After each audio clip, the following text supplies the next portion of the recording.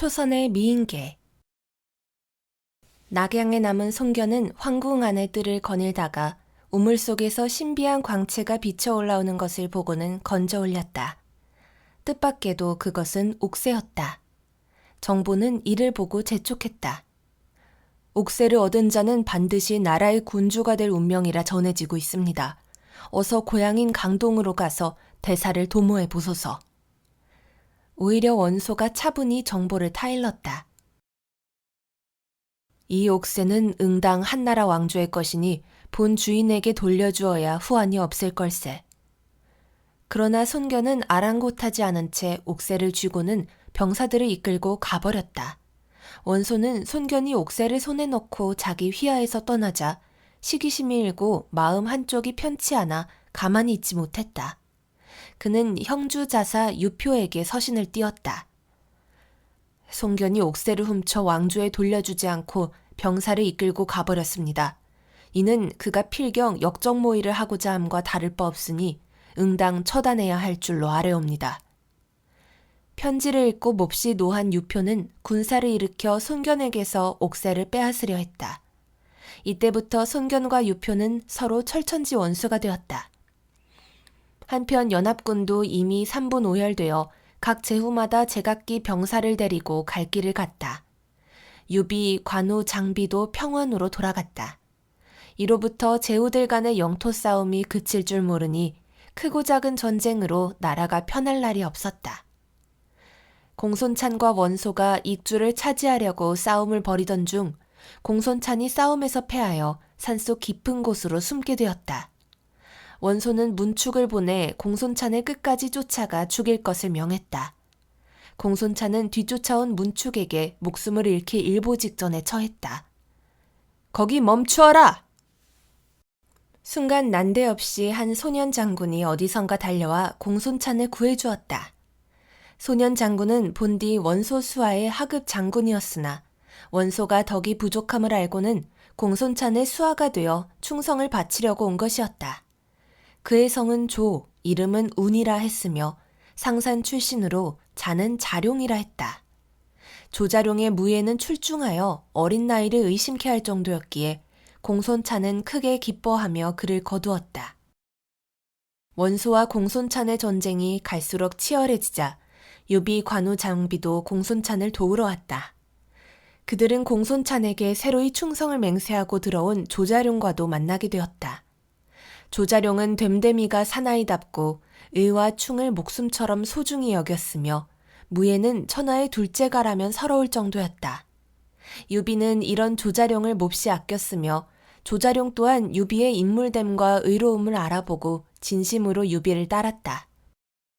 두 사람은 서로에게 뜨거운 우정과 존경을 느끼고 깊이 신뢰하였다. 그렇지만 얼마 후 원소와 공손찬이 화해하여 전쟁이 끝나자 헤어져야 할 상황이 되었다. 유비와 조자룡은 이별이 아쉬워 눈물이 그칠 줄 모르고 쏟아졌다. 부디 나중에 꼭 만나세. 유비는 억지로 돌아서며 떨어지지 않는 발길로 두 형제들과 평원으로 돌아갔다. 원소가 공손찬과의 화해로 휴전을 했을 때 손견은 이내 군대를 끌고 번성으로 가 유표를 공격했다. 손견은 유표가 길을 막고 옥새를 강탈해 간 치욕과 분노를 하루도 잊은 적이 없었다. 그는 유표에게 반드시 복수를 하고 싶던 차에 지금이 절호의 기회다 싶었다. 이를 악물고 머리를 짜내어 치밀한 전략을 세운 손견은 마침내 번성을 공격하여 점령하고는 양양마저 겹겹이 포위했다. 번성이 손견의 병사들에 의해 포위되자 유표는 긴급회의를 열었다. 유표는 국리 끝에 장병 500여 명이 몰래 포위망을 뚫고 빠져나가 원소에게 구원 요청을 하는 수밖에 없겠다고 밝혔다. 그러자 부장 괴량이 묘책을 내놓았다. 포위망을 뚫고 나간 장병들을 석산에 매복시켜놓고 적을 이리로 유인하여 공격하면 손견을 은밀하고 기막히게 해치울 수 있습니다. 그러면 구차하게 원소에게 도움을 청하지 않아도 되지 않습니까? 유표는 괴량의 묘책에 무릎을 쳤다. 이때 손견은 계속 커다란 승리를 이룬 탓에 교만이 하늘을 찔렀다. 손견은 단신으로 유표의 병사들을 추격하다가 괴량의 전략으로 매복된 병사들이 쏘는 무수한 화살과 돌에 맞아 어이없게 죽음을 맞이했다. 손견의 아들 손책은 방년 17세로 홍안의 소년이었으나 그릇이 남달랐고 가슴에 품은 뜻이 원대했다. 부친이 전장에서 세상을 떠나자 그는 손수 군대를 이끌고 강도에 주둔하며 사병을 모집했다. 나를 따르라! 손책은 지도자의 기질을 타고났을 뿐 아니라 자신을 낮추는 겸손함과 덕까지 갖추고 있었다. 나이는 어리지만 그는 존경할 만하다. 손책의 인물됨을 알아본 영웅 호걸들이 앞다투어 그에게 몰려들기 시작했다. 동탁은 손견이 죽었다는 소식을 듣자 큰 시름을 하나 덜어 속이 시원하고 날아갈 듯 편안했다. 손견이 눈을 감았다니 큰 걱정이 사라졌구나. 하하하. 앞으로 정말 두 발 쭉 뻗고 잘 수 있을 것 같았다. 경쟁자가 사라진 만큼 동탁의 간악함은 갈수록 극에 달해 모든 사람들을 경악해 했다. 한 번은 만조백관들을 청하여 연회를 베푸는데 연회 도중에 갑자기 수백 명의 병졸들이 연회장으로 끌려 들어왔다. 동탁은 그 자리에서 영을 내려 손목을 자르고 눈을 파내어 그것을 가마솥에 넣어 삶게 했다. 놀란 관리들은 이 끔찍하고 잔인한 광경에 온몸을 떨며 차마 젓가락을 들지 못하였다. 동탁만이 재미있어 죽겠다는 듯 껄껄 웃어젖혔다. 동탁의 반인륜적 행위는 그 끝을 몰랐다. 또 한 번은 관리들을 초청하여 연회를 즐기다가 느닷없이 사공 장혼을 끌어내라고 명했다. 명령이 떨어지자 시종들은 장혼을 끌어내리더니 어디론가 데려갔다. 잠시 후 시종들은 붉은 쟁반 위에 놓인 장혼의 머리를 들고 와서는 동탁에게 바쳤다. 동탁은 놀란 관리들이 혼비백산하여 정신을 못 차리는 모습을 보고는 능글맞게 떠들었다. 놀랄 것 없네. 글쎄 이놈이 원술과 짜고는 나를 해치려 하지 않았겠나. 그래서 어쩔 수 없이 내가 먼저 손을 봤네. 관리들은 그저 겁에 질려 침묵을 지켰다. 사도 왕유는 연회가 끝나고 돌아와 자리에 누웠으나 잠이 올리 만무했다. 왕유는 동탁이 저지르는 짓거리를 보고만 있어야 하는 것이 한심했다. 아, 세상이 이토록 무심하단 말인가. 야심한 밤에 홀로 뜰에 나와 하늘을 바라보니 저절로 눈물이 흘렀다. 문득 여인의 긴 한숨 소리가 들렸다. 왕윤이 놀라 돌아보니 초선이 그를 바라보며 길게 탄식하고 있었다. 초선은 노래 부르는 기녀로 왕윤이 수양딸로 삼아 데리고 있었다. 너는 어찌하여 늦은 밤에 혼자 나와 한숨을 쉬고 있느냐? 초선이 고운 자태로 답하였다. 소첩은 어르신의 근심을 조금이나마 나누고 싶습니다. 그리하여 키워주신 은혜를 갚고 싶사오니 부디 기회를 주십시오. 이 말을 들은 순간 왕윤의 머리에 섬광처럼 스치는 생각이 있었다. 왕윤은 초선의 손을 잡으며 정색을 지었다. 초선아, 나라의 운명이 네 손에 달려있다. 동탁을 제거할 묘책이 떠오른 왕윤은 나를 잡아 여포를 연회에 초대했다. 그리고 초선을 불러 여포의 옆에서 시중을 들게 했다. 오, 아름답구나. 여포는 초선의 눈부시게 요염하고 아름다운 자태에 넋을 잃고는 눈을 떼지 못했다. 게다가 초선이 작정하고 여포에게 추파를 던지며 몸을 기대오니 여포는 황홀하고 정신이 어지러워 자리에 앉아있지 못할 지경이었다. 왕유는 일이 계획대로 진행되는 것을 보고는 회심의 미소를 지었다. 왕유는 틈을 엿보아 여포에게 운을 뗐다. 초선이 비록 부족한 점이 많으나 어여삐 여기신다면 첩으로 맞으심이 어떨지요? 여포는 이것이 꿈인가 생신가 싶었다. 뛸 듯이 기뻐하며 왕윤에게 코가 땅에 닿도록 3번이나 절을 하고 돌아갔다. 왕윤은 다음 날에는 동탁을 청하여 연회를 베풀었다. 역시 연회 석상에 초선을 불러 노래와 춤을 추게 하여 흥을 돋우게 했다. 이런 미인을 숨기고 있었다니. 동탁은 아름다운 초선에 하늘하늘 춤을 추는 자태와 빼어난 노랫소리에 완전히 넋이 나가 색심이 발동을 했다. 왕유는 이번에도 계획대로 일이 착착 진행되어 감을 눈치챘다. 그는 동탁에게도 조용히 속삭였다. 비록 미천하고 모자라나 초선을 첩으로 거두어 보살펴 주시면 어떨지요? 동탁은 흥분과 기쁨을 감추지 못하여 왕윤에게 고맙다는 말을 되풀이했다. 왕윤은 사람을 시켜 초선을 동탁과 함께 궁으로 가게 했다. 동탁을 모시게 된 초선이 온갖 교태와 아양을 부리며 동탁의 비위를 맞춰주니 동탁은 초선에게 살살 녹아들었다. 그런 초선이 여포와 눈만 마주치면 양 미간을 근심이 가득한 듯 찡그리고 눈에는 이슬이 맺혔다. 괴롭구나. 이것이 여포의 눈에는 초선의 마음이 자신에게 있으나 억지로 동탁의 곁에 있는 듯 보였다.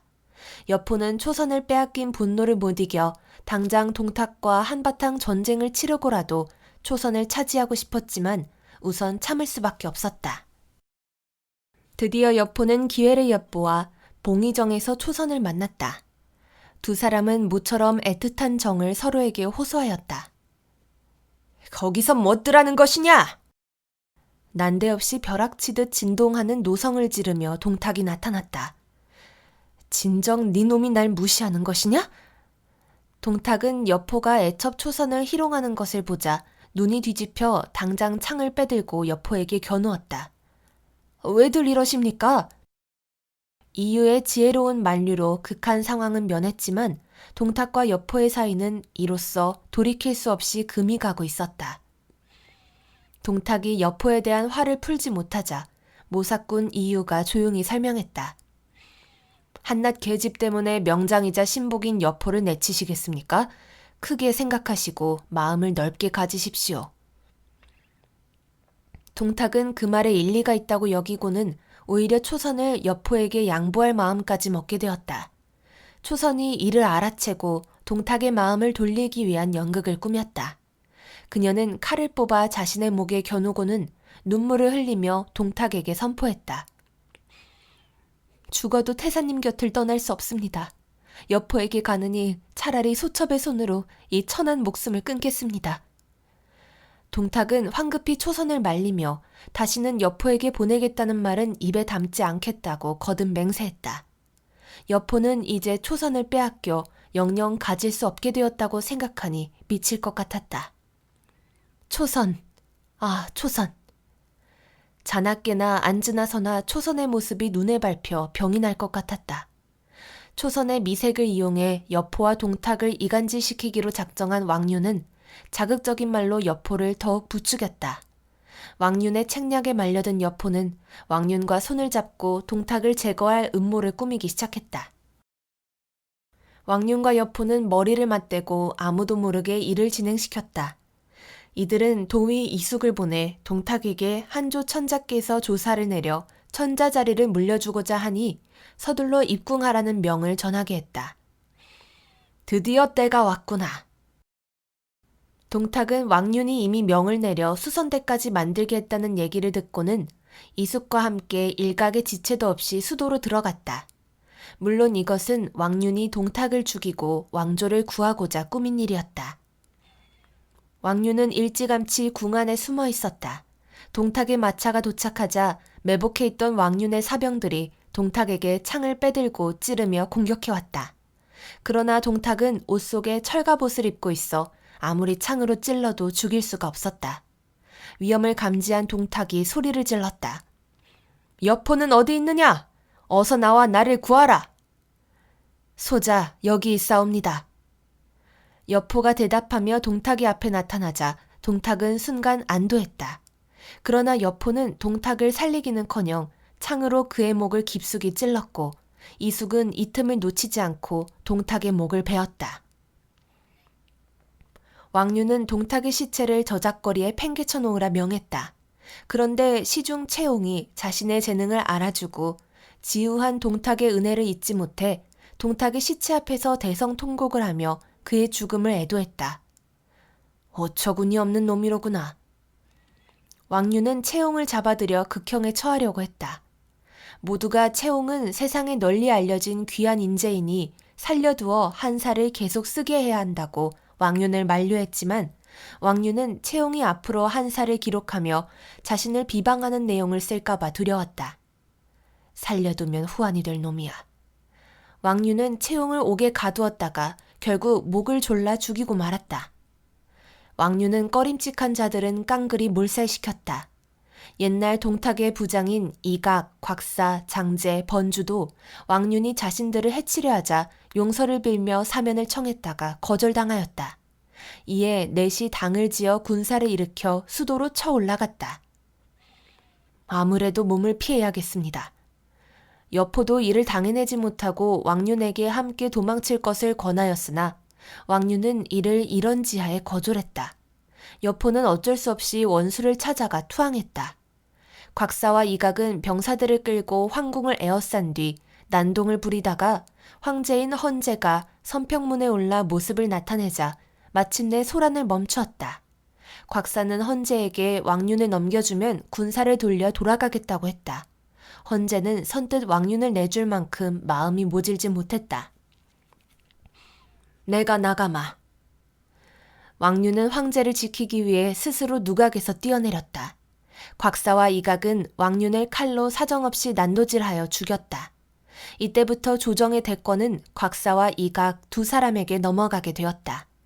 실세를 장악한 곽사 패거리들도 마찬가지로 거리낌 없이 잔혹하게 조정을 휘젓고 다녔다.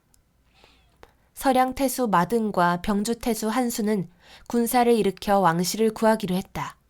이제 갓 17인 마등의 아들 마초는 어린 나이에도 총명하고 용감하기가 범상치 않았다. 적진을 해치고 들어가 장군들을 연이어 쓰러뜨리며 돌진하였다. 마침내는 군사들을 이끌고 장안으로 들어갔으나 후에 군량과 말먹이가 부족하여 어쩔 수 없이 후퇴하기에 이르렀다. 곽사의 무리들은 이때를 놓치지 않고 끝까지 추격해 들어가니 서량의 군대는 크게 패하여 돌아갔다. 한편 산동의 조조는 황건적들을 토벌한 공로로 명망이 온 천하에 드높아져 있었다. 조정에서는 그를 진동장군으로 봉했다. 조조는 조금씩 자신의 뜻과 야망을 펼칠 준비를 해나갔다. 그러기 위해선 무엇보다 기반 세력을 굳혀야 했다. 조조가 같이 일할 인재를 모집한다고 하자 널리 알려진 모사인 순욱, 순유까지도 그에게 달려왔다. 순식간에 장안에 알려진 유능한 문인과 무장들이 조조의 수하로 구름대처럼 몰려들었다.